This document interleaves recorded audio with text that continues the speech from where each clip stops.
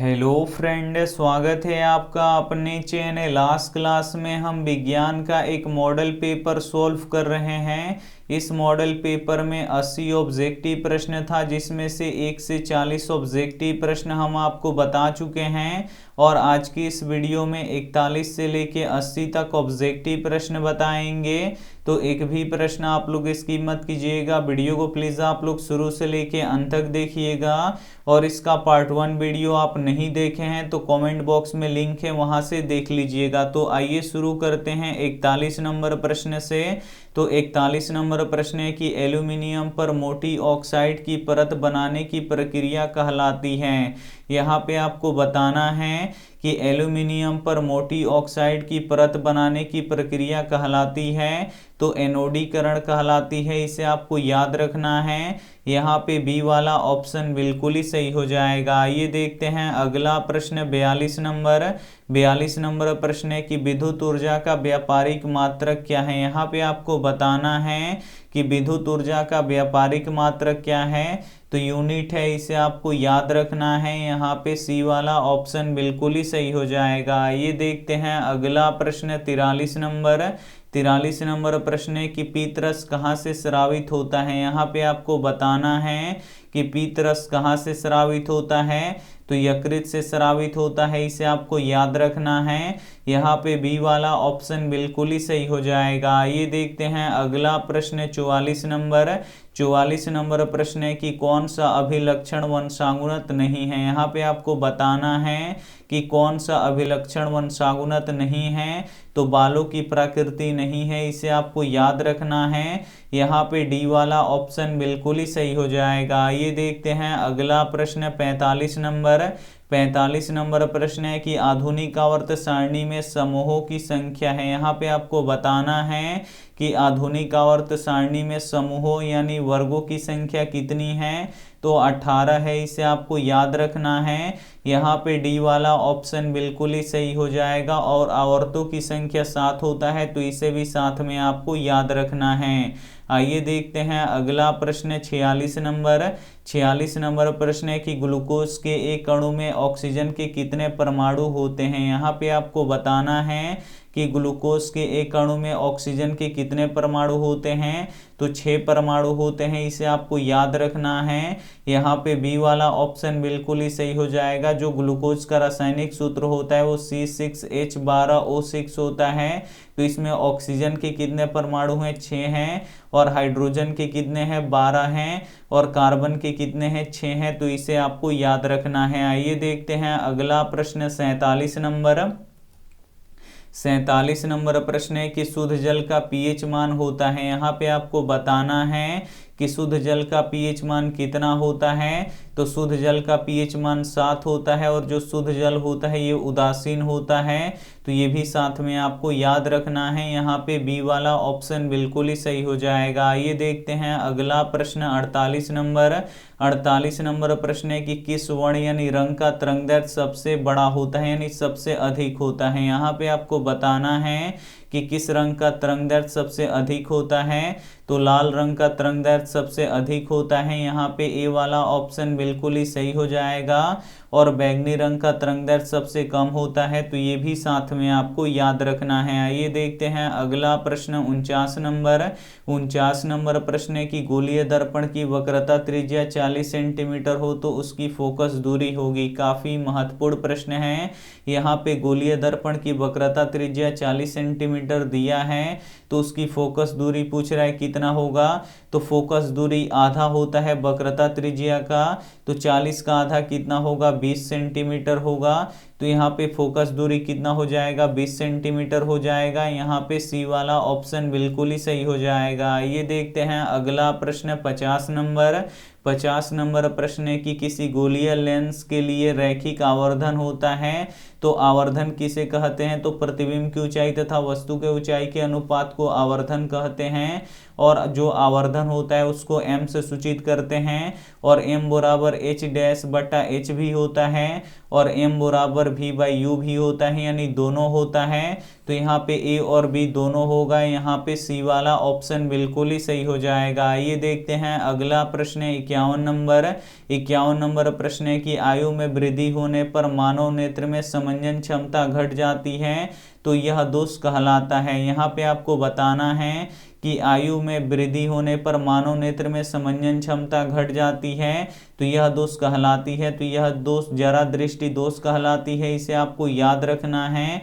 यहाँ पे डी वाला ऑप्शन बिल्कुल ही सही हो जाएगा। आइए देखते हैं अगला प्रश्न 52 नंबर। 52 नंबर प्रश्न है कि दूरदृष्टि वाली आंखें साफ देख सकती हैं। काफी महत्वपूर्ण प्रश्न है। यहाँ पे आपको बताना है कि दूरदृष्टि वाली आंखें साफ देख सकती हैं तो किसे साफ देख सकती हैं, तो दूर की वस्तुओं को ही साफ देख सकती है। थोड़ा सा उल्टा होता है, इसे आपको याद रखना है।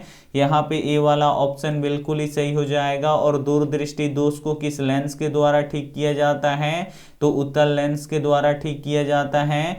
और निकट दृष्टि दोष को अवतल लेंस के द्वारा ठीक किया जाता है, तो ये भी साथ में आपको याद रखना है। आइए देखते हैं अगला प्रश्न 53 नंबर। 53 नंबर प्रश्न है कि प्रतिरोधकता का मात्रक है। यहाँ पे आपको बताना है कि प्रतिरोधकता का मात्रक है, तो प्रतिरोधकता का SI मात्रक ओम मीटर होता है, इसे आपको याद रखना है। यहाँ पे ए वाला ऑप्शन बिल्कुल ही सही हो जाएगा।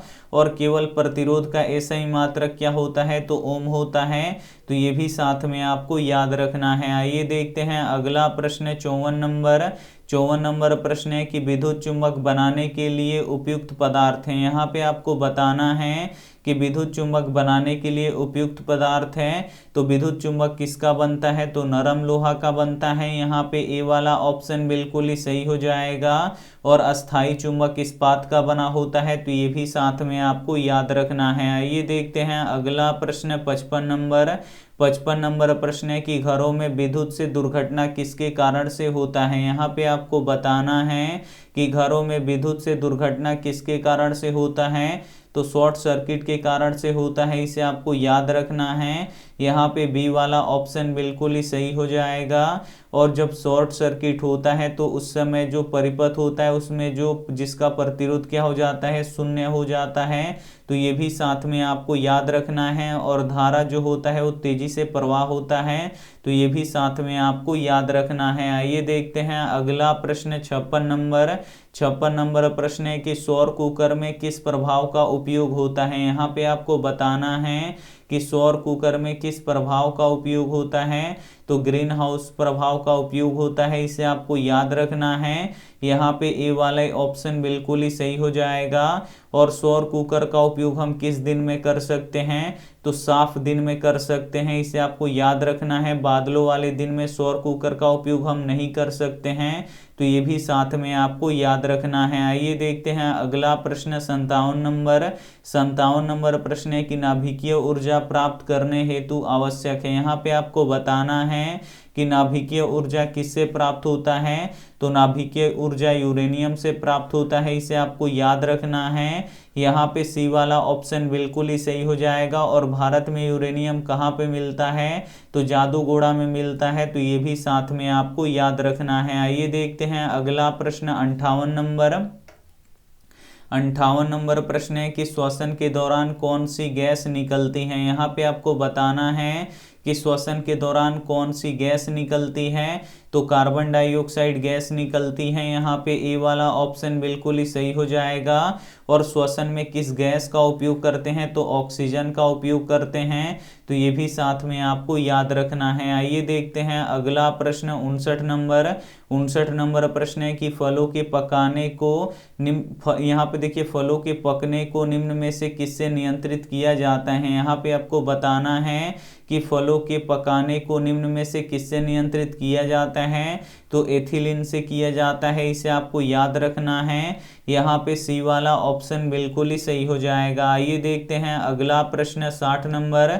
60 नंबर प्रश्न है कि न्यूरॉन का वह हिस्सा जहाँ जानकारी हासिल की जाती है। यहाँ पे आपको बताना है कि न्यूरॉन का वह हिस्सा जहां जानकारी हासिल की जाती है तो उसे तंत्रिका कक्ष कहते हैं, इसे आपको याद रखना है। यहाँ पे बी वाला ऑप्शन बिल्कुल ही सही हो जाएगा। ये देखते हैं अगला प्रश्न 61 नंबर। 61 नंबर प्रश्न है कि निम्नांकित में से कौन आपातकाल का हार्मोन है। यहाँ पे आपको बताना है कि इसमें से कौन आपातकालीन हार्मोन है, तो एड्रेनालिन है, इसे आपको याद रखना है। काफी महत्वपूर्ण प्रश्न है। यहाँ पे ए वाला ऑप्शन बिल्कुल ही सही हो जाएगा। ये देखते हैं अगला प्रश्न 62 नंबर। 62 नंबर प्रश्न है कि निम्नलिखित में से कौन सी अनैच्छिक क्रिया नहीं है। इसमें से आपको बताना है कि कौन अनैच्छिक क्रिया नहीं है। तो अनैच्छिक क्रिया किसे कहते हैं, तो जिसका कंट्रोल खुद पे नहीं होता है उसे अनैच्छिक क्रिया कहते हैं। तो यहाँ पे देखिए जो उल्टी होता है इसे हम रोक नहीं सकते हैं, ये अनैच्छिक क्रिया है। और अत्यधिक लार का निकलना ये भी क्या है, अनैच्छिक क्रिया, इसे रोक नहीं सकते। दिल की धड़कन जो होता है, जो धड़कता है दिल, ये भी अनैच्छिक क्रिया है। लेकिन जो चबाना होता है ये अपने हाथ में होता है, ये अनैच्छिक क्रिया नहीं होता है। तो यहाँ पे डी वाला ऑप्शन बिल्कुल ही सही हो जाएगा। ये देखते हैं अगला प्रश्न 63 नंबर। 63 नंबर प्रश्न है कि मानव में गर्भ की अवधि कितनी है। यहाँ पे आपको बताना है कि मानव में गर्भ की अवधि कितनी होती है, तो 9 महीना होता है, इसे आपको याद रखना है। और दिन में पूछे तो आपको क्या करना है, 30 से गुणा कर देना है, तो 9 3 27 यानी 270 दिन होगा। तो यहाँ पे ए वाला ऑप्शन बिल्कुल ही सही हो जाएगा। ये देखते हैं अगला प्रश्न 64 नंबर। 64 नंबर प्रश्न है कि गंगा एक्शन प्लान कब शुरू हुआ। यहाँ पे आपको बताना है कि गंगा एक्शन प्लान कब शुरू हुआ, तो 1985 में शुरू हुआ। कहीं कहीं पे 1986 देता है, लेकिन इसमें 1986 नहीं दिया है, तो यहाँ पे 1985 पे टिक लगाएंगे। तो यहाँ पे बी वाला ऑप्शन बिल्कुल ही सही हो जाएगा। ये देखते हैं अगला प्रश्न 65 नंबर। 65 नंबर प्रश्न है कि मुकुलन द्वारा अलैंगिक जनन किसमें होता है। यहाँ पे आपको बताना है कि मुकुलन द्वारा अलैंगिक जनन किसमें होता है, तो ईस्ट में होता है, इसे आपको याद रखना है। यहाँ पे ए वाला ऑप्शन बिल्कुल ही सही हो जाएगा। और अमीबा में द्विखंडन होता है, तो ये भी साथ में आपको याद रखना है। आइए देखते हैं अगला प्रश्न 66 नंबर। 66 नंबर प्रश्न है कि निम्न में से कौन सी बीमारी श्वसन तंत्र से संबंधित है। काफी महत्वपूर्ण प्रश्न है। इसमें से आपको बताना है कि वो कौन सी बीमारी है जो श्वसन तंत्र से संबंधित है। तो जो निमोनिया होता है ये श्वसन तंत्र से संबंधित होता है, इसे आपको याद रखना है। यहाँ पे सी वाला ऑप्शन बिल्कुल ही सही हो जाएगा। ये देखते हैं अगला प्रश्न 67 नंबर। 67 नंबर प्रश्न है कि मनुष्य और अन्य मांसाहारी जीव निम्नलिखित में से किसका पाचन नहीं कर पाते हैं। काफी महत्वपूर्ण प्रश्न है। यहाँ पे आपको बताना है कि मनुष्य और अन्य मांसाहारी जीव निम्नलिखित में से किसका पाचन नहीं कर पाते हैं, तो सेल्यूलोज का पाचन नहीं कर पाते हैं, इसे आपको याद रखना है। यहाँ पे बी वाला ऑप्शन बिल्कुल ही सही हो जाएगा। ये देखते हैं अगला प्रश्न 68 नंबर। 68 नंबर प्रश्न है कि ब्रेन हेमरेज का मुख्य कारण है। यहाँ पे आपको बताना है कि ब्रेन हेमरेज का मुख्य कारण क्या है, तो हाइपरटेंशन है, इसे आपको याद रखना है। यहाँ पे सी वाला ऑप्शन बिल्कुल ही सही हो जाएगा। ये देखते हैं अगला प्रश्न 69 नंबर। 69 नंबर प्रश्न है कि निम्न में से परजीवी पादप का उदाहरण क्या है। इसमें से आपको बताना है कि परजीवी पादप का उदाहरण क्या है, तो कसकूटा है, इसे आपको याद रखना है। यहाँ पे बी वाला ऑप्शन बिल्कुल ही सही हो जाएगा। ये देखते हैं अगला प्रश्न 70 नंबर।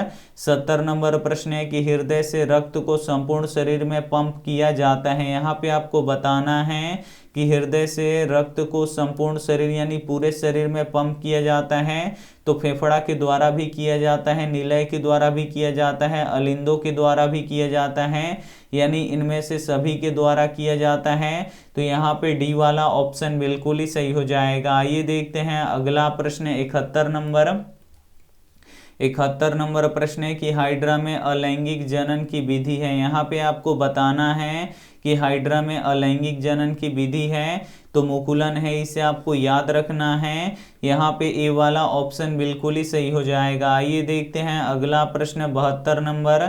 72 नंबर प्रश्न है कि जनन संचरित रोग है। यहाँ पे आपको बताना है कि जनन संचारित रोग है, तो सिफिलिस है, एड्स है और गोनेरिया है, इसे आपको याद रखना है। ये तीनों हैं, यानी इनमें से सभी क्या हो जाएगा, बिल्कुल ही सही आंसर हो जाएगा। यहाँ पे डी वाला ऑप्शन बिल्कुल ही सही हो जाएगा। ये देखते हैं अगला प्रश्न 73 नंबर।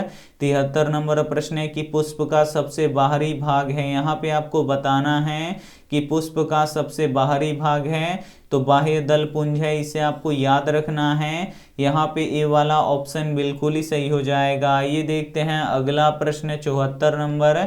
74 नंबर प्रश्न है कि ब्लड समूह में कौन सा एंटीबॉडी होता है। यहाँ पे आपको बताना है कि ब्लड समूह ए में कौन सा एंटीबॉडी होता है, तो बी एंटीबॉडी होता है, इसे आपको याद रखना है। यहाँ पे सी वाला ऑप्शन बिल्कुल ही सही हो जाएगा। ये देखते हैं अगला प्रश्न 75 नंबर। 75 नंबर प्रश्न है कि रक्त में ग्लूकोज की मात्रा निम्नांकित में से कौन नहीं नियंत्रित करता है। यहाँ पे आपको बताना है कि रक्त में ग्लूकोज की मात्रा निम्नांकित में से कौन नियंत्रित नहीं करता है, तो गैस्ट्रिन नहीं करता है, इसे आपको याद रखना है। यहाँ पे सी वाला ऑप्शन बिल्कुल ही सही हो जाएगा। ये देखते हैं अगला प्रश्न 76 नंबर। 76 नंबर प्रश्न है कि पादप वृद्धि हार्मोन है, इसमें से आपको बताना है कि कौन पादप वृद्धि हार्मोन है, तो जिब्रेलिन और ऑक्सिन ये दोनों पादप में वृद्धि हार्मोन होता है, इसे आपको याद रखना है। तो इसमें ऑक्सिन नहीं दिया है, जिब्रेलिन दिया है, तो जिब्रेलिन पे हम टिक लगाएंगे। यहाँ पे ए वाला ऑप्शन बिल्कुल ही सही हो जाएगा। ये देखते हैं अगला प्रश्न 77 नंबर। 77 नंबर प्रश्न है कि हार्मोन स्रावित होता है। यहाँ पे आपको बताना है कि हार्मोन कहाँ से स्रावित होता है, तो अंतःस्रावी ग्रंथि से स्रावित होता है, इसे आपको याद रखना है। यहाँ पे ए वाला ऑप्शन बिल्कुल ही सही हो जाएगा। ये देखते हैं अगला प्रश्न 78 नंबर। 78 नंबर प्रश्न है कि मनुष्य के मुख में कितने जोड़ी लार ग्रंथियां पाई जाती हैं। यहाँ पे आपको बताना है कि मनुष्य के मुख में कितने जोड़ी लार ग्रंथियां पाई जाती हैं, तो 3 जोड़ी पाई जाती है, इसे आपको याद रखना है। यहाँ पे सी वाला ऑप्शन बिल्कुल ही सही हो जाएगा। ये देखते हैं अगला प्रश्न 79 नंबर।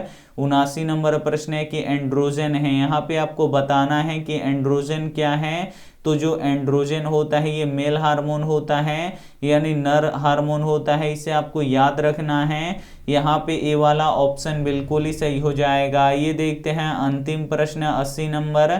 80 नंबर प्रश्न है कि मटर को अपने प्रयोग के लिए किसने चुना। यहाँ पे आपको बताना है कि मटर को अपने प्रयोग के लिए किसने चुना, तो मेंडल ने चुना, इसे आपको याद रखना है। यहाँ पे ए वाला ऑप्शन बिल्कुल ही सही हो जाएगा। और मेंडल को आनुवंशिकी के पिता भी कहते हैं, तो ये भी साथ में आपको याद रखना है। तो यहाँ पे हम 41 से लेके 80 तक ऑब्जेक्टिव प्रश्न बता चुके हैं, और 1 से 40 तक ऑब्जेक्टिव प्रश्न अगर आप नहीं पढ़ें तो कमेंट बॉक्स में लिंक है, वहां से आप लोग देख लीजिए उस वीडियो को। और वीडियो को लाइक नहीं किए तो प्लीज़ आप लोग वीडियो को लाइक कीजिएगा, अपने दोस्तों के पास इस वीडियो को जरूर शेयर कीजिएगा। और चैनल को अभी तक आप सब्सक्राइब नहीं किए हैं तो चैनल को सब्सक्राइब कीजिएगा। Thank you for watching. मिलते हैं अगले वीडियो में, तब तक अपना ध्यान रखिए, मन लगा के पढ़ाई कीजिए। Take care and bye.